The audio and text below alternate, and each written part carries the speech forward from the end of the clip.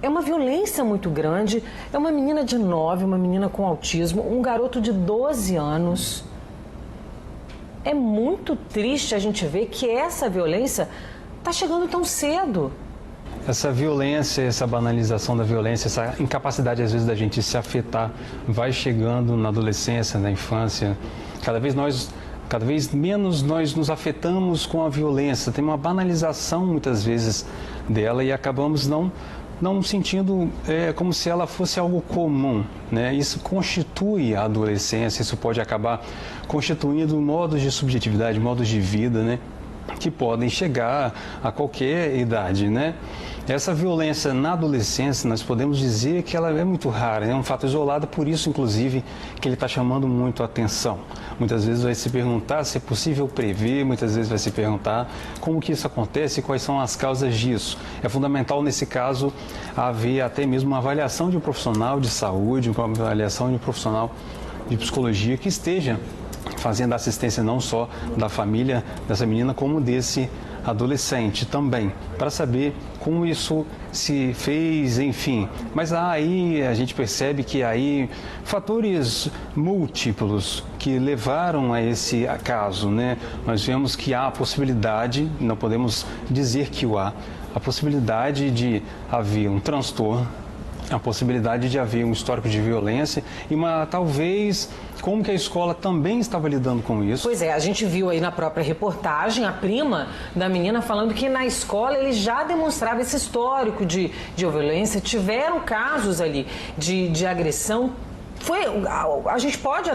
A gente entende vendo isso que houve uma conduta errada talvez com esse menino, ele tinha que ter tido mais apoio porque ninguém nasce violento, né?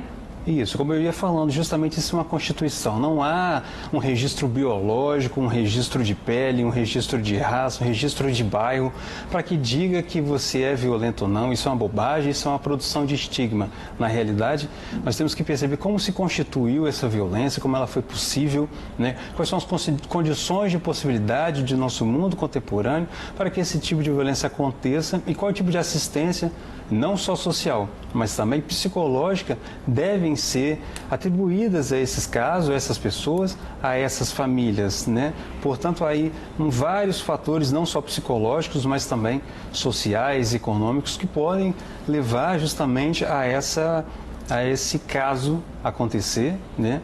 E que faz, na verdade, que a gente se repense, comece a pensar sobre nós mesmos diante dessa possibilidade. Diante de quais são as desatenções, as desassistências, vamos dizer assim, que aconteceram para que fosse possível um adolescente, né, praticar algum ter ato. acesso. A agressão ele já disse que cometeu, né? Assim, ele não disse que matou, a polícia não fala isso, mas ele confessa que a agrediu e as imagens estão ali comprovando que ele sai de mão dada do parque. Agora imagina o desespero da mãe, porque ela deixou a menina na fila. Foi ali comprar uma pipoca. Na hora que chegou, cadê? Gostaria de saber a opinião do psicólogo sobre a seguinte questão.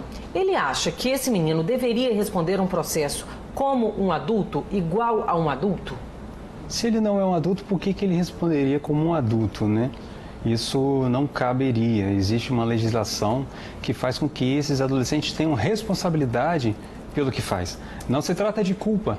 A gente percebe que há um grande gasto de energia nessa discussão para ver quem é o culpado, se é a mãe, se é a escola, se é o próprio adolescente que tinha aí algo dele inerente a ele enquanto um criminoso, um potencial, etc., né? Então, a culpa geralmente ela é uma questão que individualiza, ela não permite a capacidade de pensar muito maior, né? Inclusive de pensar novos casos que possam vir a acontecer. Então, esse adolescente não é um menor, porque no menor geralmente trata-se quando há uma criminalização da infância, da adolescência, mas esse adolescente tem uma legislação que vai fazer com que ele responda por isso. Então, ser responsável por esse ato, ser responsável pelo que seja.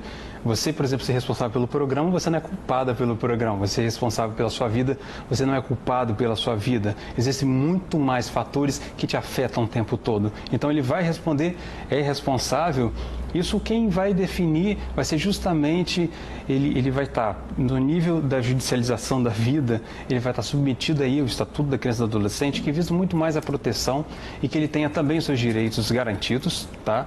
Então, de fato, enquanto adolescente, ele vai responder, né, de acordo com a legislação vigente. Por que ele responderia como um adulto? Meu Deus, criança agredindo criança é uma violência.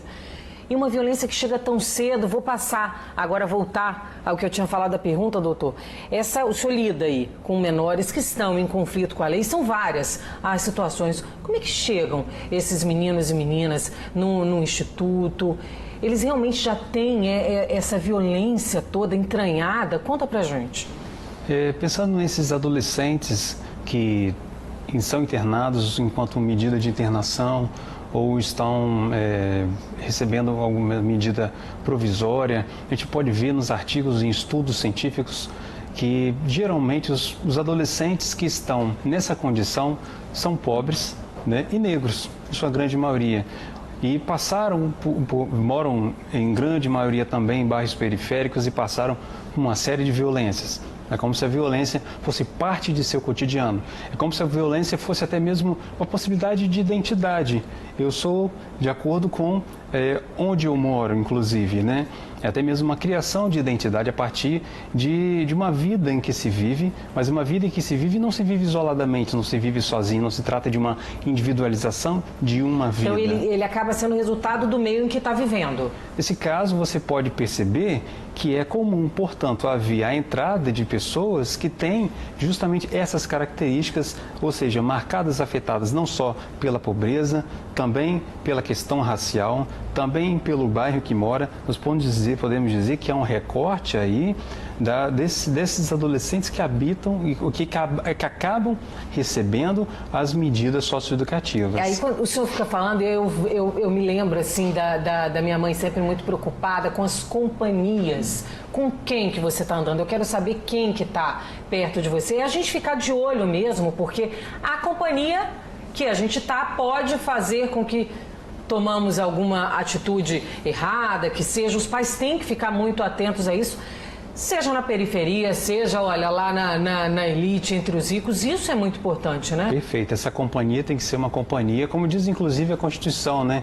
Uma companhia presente da família, uma companhia que é do dever do próprio Estado, né? Uma companhia que é da comunidade em si, que tem que ser uma boa companhia, né? E não uma companhia que produz criminosos, ou que produz segregação, ou que produz racismo, ou que produz a violência enquanto algo banal. A gente acaba perdendo a nossa capacidade de se afetar muitas vezes para casos de violência. É como se fosse cotidiano, né? A gente está vendo tanto, né? A gente percebe que antes de haver a criminalização dos casos, a gente percebe o que é uma questão de saúde envolvida. É preciso uma atenção à saúde, nesse caso a saúde mental.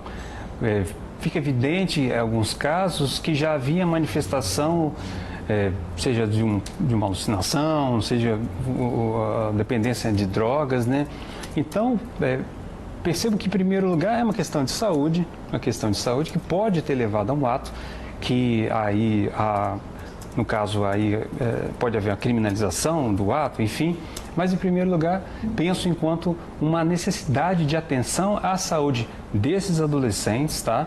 Para que essa atenção, inclusive, seja prolongada, mesmo após o ato desses casos, que a gente vê que é muito raro, como foi dito, é muito raro, e geralmente as entradas, os atos infracionais de adolescentes são por meio da via do tráfico, mas quando acontecem esses casos, ainda assim, que tipo de medida é necessária? É uma medida protetiva, uma medida visando uma assistência para a saúde desses jovens, porque muitas vezes a privação da liberdade pode aí, inclusive, já que os outros casos, em sua grande maioria, que entram nas medidas socioeducativas são de tráfico de drogas, você percebe que também ele vai ter outros contatos com outros atos infracionais. Sejam nocivos para ele. Né? Para ele mesmo. Então, exatamente, é fundamental, portanto, que não só haja uma certa, né, uma responsabilização, é claro, deve acontecer responsabilização, que não é culpa, essa responsabilização por meio da legislação, as medidas cabíveis,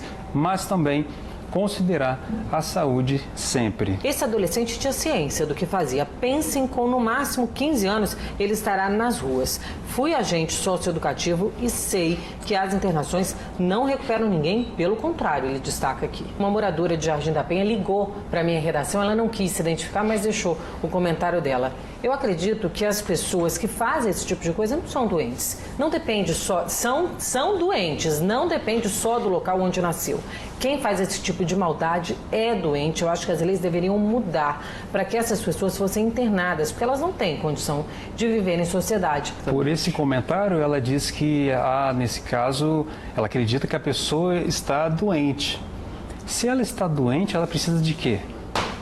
Então, vamos lidar com o adoecimento. Toquei aqui no ponto que ninguém nasce mal, você não é mal, uma criança não é uma criança má, apesar da gente ouvir muito esses comentários, assim, aí o senhor me disse se eu tô errada, ele já é ruim desde pequeno, já fazia maldade com um amiguinho, já batia, ele era diferente das outras crianças. Tem isso? Existe isso mesmo, doutor? A gente não pode, por exemplo, definir uma pessoa pelo que ela é por um ato ou por alguns comportamentos. Senão, a gente vai ter que começar a aprender as pessoas desde 3 anos de idade. Por exemplo, é comum uma criança de 3 anos de idade, quando nasce o irmão mais novo, ela querer matar o irmão mais novo de 3 anos de idade. E você vai dizer que há aí um potencial criminoso ou uma criança com ciúme, né, visando os desejos dos pais, enfim. Então, é muito difícil a gente chegar a esse ponto de prever ou dizer que existe pessoas, de um lado, pessoas boas, que é um pensamento maniqueísta, de um lado as pessoas boas, do outro lado as pessoas más, cruéis, que merecem aí, né, viver trancafiadas ou sob vigilância constante. Todo mundo tem um pouquinho de maldade? Tem, mas é claro que tem. O desejo de morte alheia é inerente a qualquer um de nós, né? Quantas vezes a gente não pensa, essa pessoa não deveria existir, ou você vai lá e bloqueia ela do seu Instagram, ou você tenta eliminá-la da sua vida. Tudo isso são partes, né, de decisão e de escolhas da nossa vida, né? A pergunta que a gente se faz, né, a vida que eu vivo está valendo a pena ser vivida, e a gente começa a tomar decisões. Eu quero sair desse ambiente, eu quero isso, eu quero aquilo, né?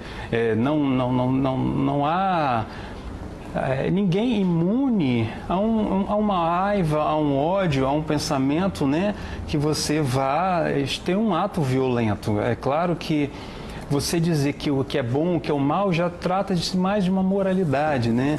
E aí a moralidade, ela também vai depender muito do discurso, de onde você fala, se é uma moral cristã, se é uma moral, né, enfim. Então, isso é comum a todos nós. A agressividade, ela é natural, ela é constituinte.